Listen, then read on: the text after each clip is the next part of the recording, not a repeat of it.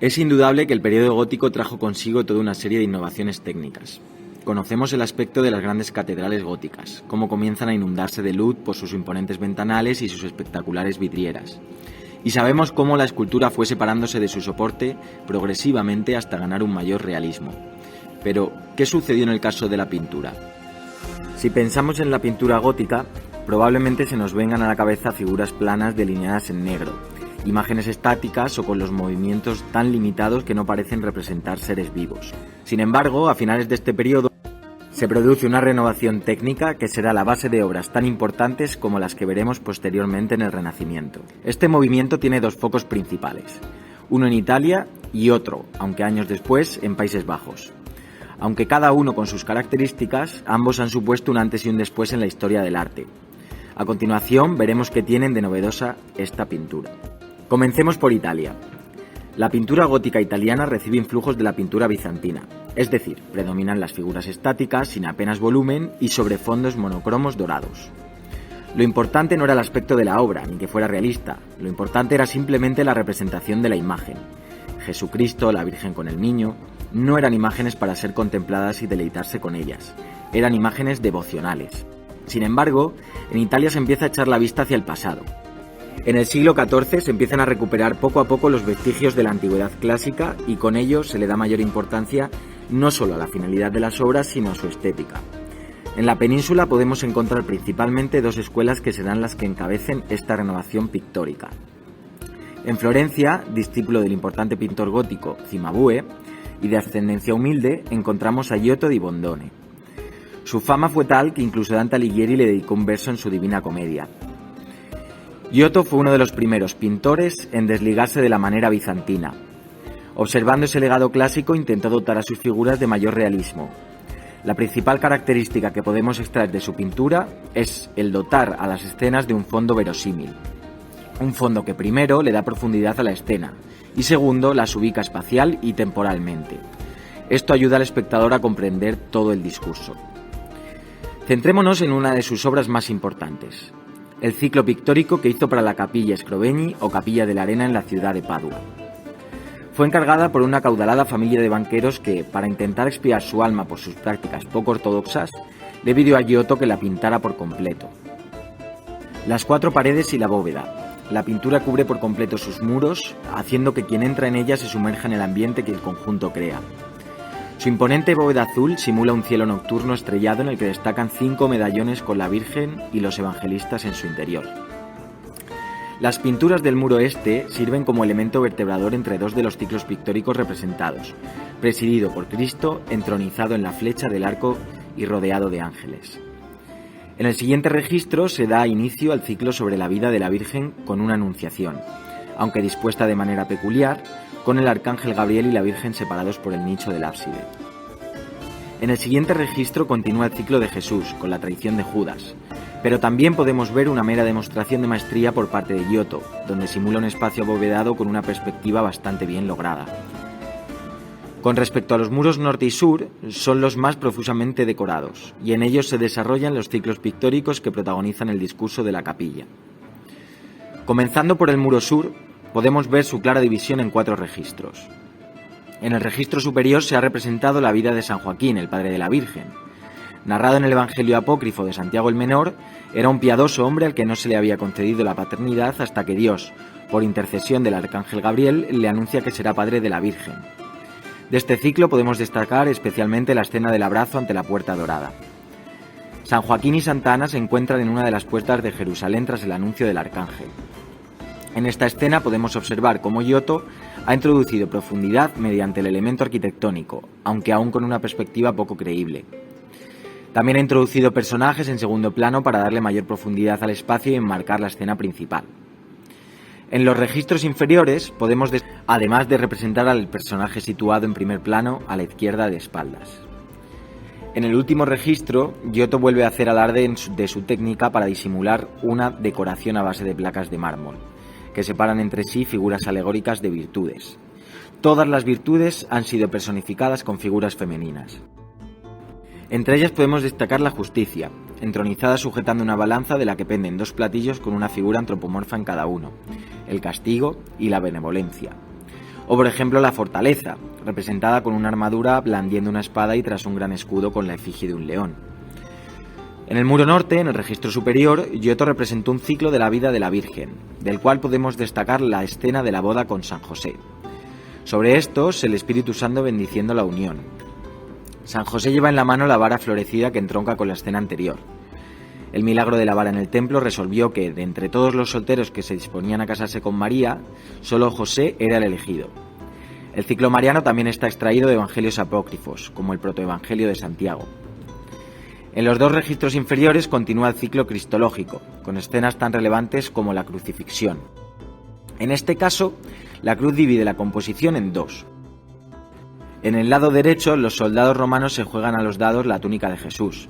A los pies de la cruz, María Magdalena es el personaje que aporta mayor patetismo a la escena, igual que los ángeles sobre la cruz, llorando y lamentándose. En este caso podemos ver cómo Giotto, aunque aún de manera primaria, ha intentado expresar las emociones humanas, experimentando con los gestos de los personajes. El muro este muestra un juicio final, con Cristo como juez que separa a los salvados, en el lado derecho representados ordenadamente, vestidos y con rostros serenos, de los condenados, representados con desmesurada expresividad, de manera caótica y desnudos. Además, Cristo está acompañado de un coro de ángeles y los apóstoles, y bajo su mandorla de arco iris se ha representado el símbolo principal de la pasión, la cruz.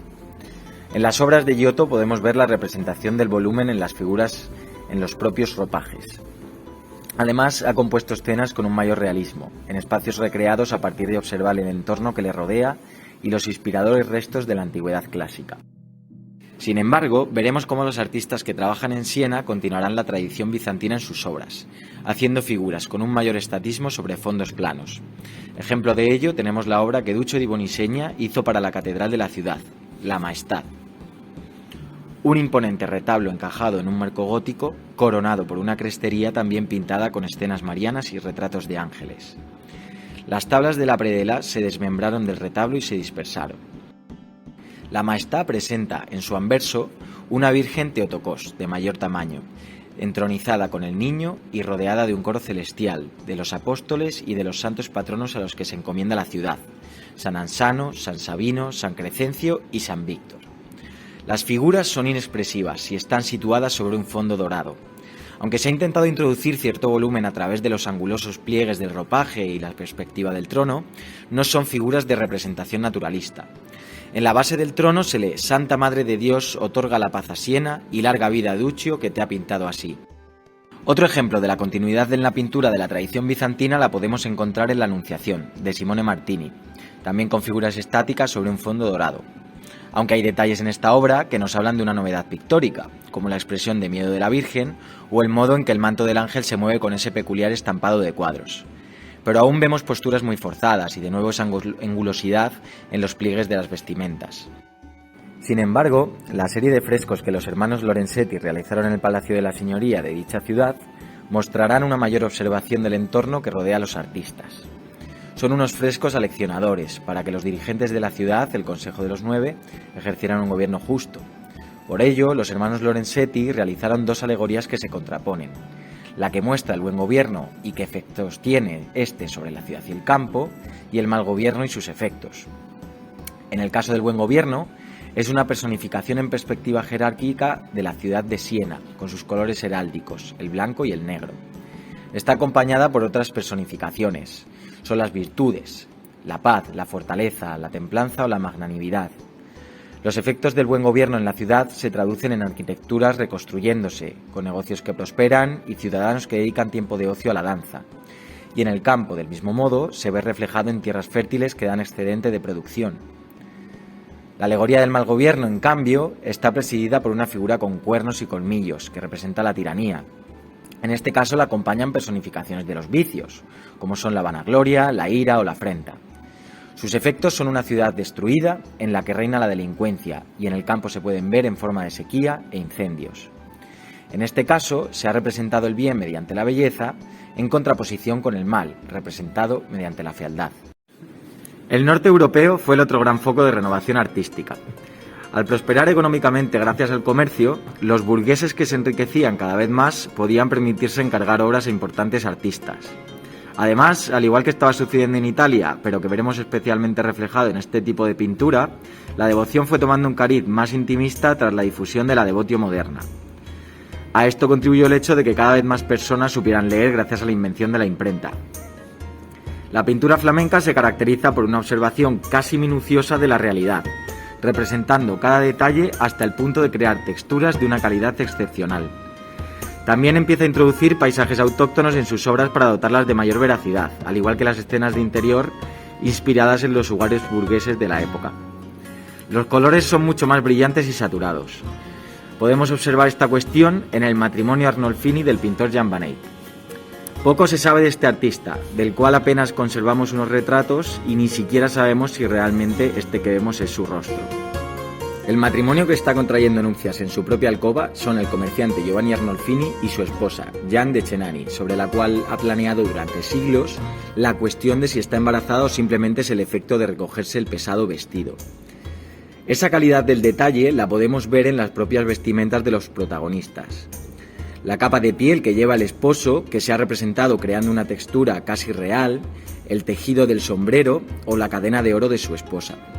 Parece el material original.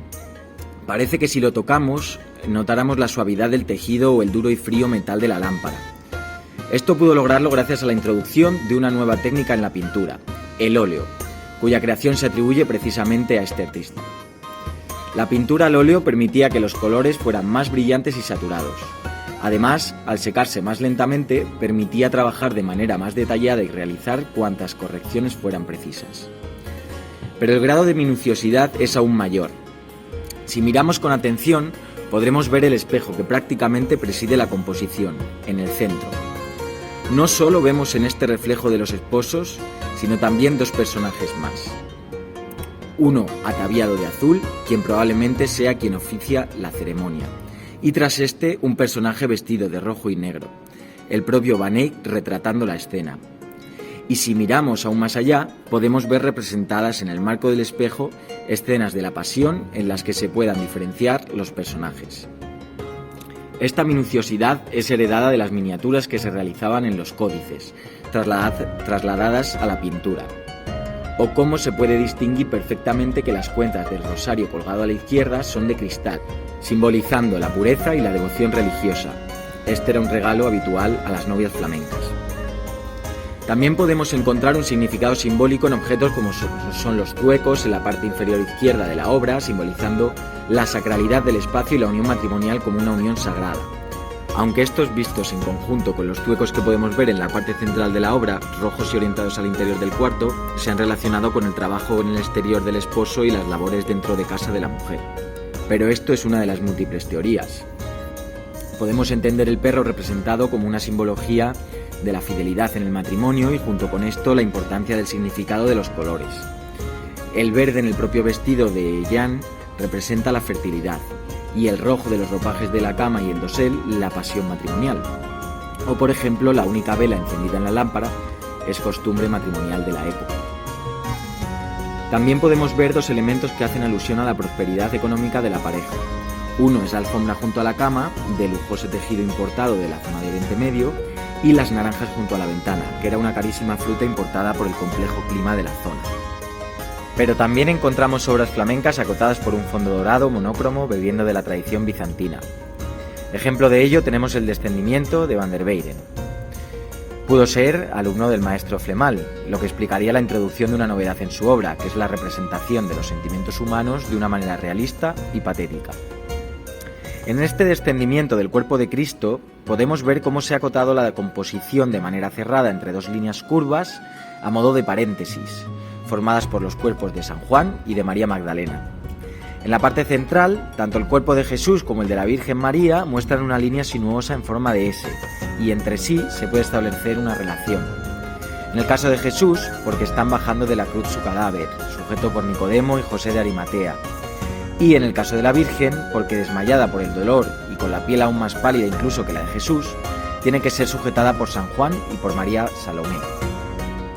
Van der Weyden aquí ha hecho aflorar en los personajes el verdadero dolor de la escena. Si observamos detenidamente, podemos observar el sufrimiento en los rostros compungidos de los personajes, quienes lloran amargamente la pérdida del Mesías. Es visible sobre todo en María de Cleofás, situada tras San Juan, quien se limpia las lágrimas con su propio velo, o María Magdalena, que incluso se agacha en su sufrimiento. En la parte inferior vemos la calavera de Adán, junto a la mano de la Virgen, la cual está representada en la mayoría de las crucifixiones. El primer hombre, culpable de que la humanidad cayera en el pecado original, en contraposición con el último hombre, que murió para redimirnos de él. Como elemento anecdótico, podemos señalar en las esquinas superiores de las terracerías laterales unas pequeñas ballestas representadas. Estas se deben a que la obra fue encargada originalmente por el gremio de ballesteros de la ciudad de Lovaina. Otro recurso que los artistas flamencos desarrollaron es la introducción de más de una escena en una sola obra. Podemos observar este recurso en el tríptico Portinari, obra del maestro Hugo van der Goes. Esta obra de gran tamaño sigue el esquema clásico de tríptico, con la escena principal situada en la tabla central y dos tablas laterales que hacen también las veces de puertas protectoras. En la tabla central podemos ver una natividad situada en un espacio exterior bien logrado, con elementos arquitectónicos que dotan de profundidad y verosimilitud al paisaje. En este caso podemos ver la diferencia entre los personajes. Los sagrados, como son la Sagrada Familia y el coro de ángeles que acuden a ver al niño, son representados con rostros serenos y gestos sosegados. Los pastores, situados en la derecha, en cambio, se han dotado de una mayor expresividad. Pero si observamos más allá, podemos ver cómo se ha introducido otra escena en esta misma tabla. En el fondo podemos ver el relato de la anunciación del nacimiento a los pastores. Pero no son los únicos elementos de la composición. En primer plano, en la esquina inferior izquierda, se ha representado un elemento que hemos visto previamente. El zueco enfatiza la sacralidad de la escena, y las flores situadas en primer plano también tienen una simbología relacionada con la pureza y con la naturaleza humana de Jesús. El niño, para enfatizar la humildad de las condiciones en las que había nacido, ha sido depositado directamente en el suelo y sin pañales. Las tablas laterales se han dedicado a los santos a los que se encomendaba la familia. Esta misma aparece en la parte inferior, representada como los donantes de la obra. En la tabla izquierda, en perspectiva jerárquica, se han representado a San Antonio con la campana y a Santo Tomás con la lanza. Tommaso Portinari aparece arrodillado junto con sus hijos varones, y en el fondo de la escena, en la montaña que conforma el paisaje, vemos otro relato del Nuevo Testamento.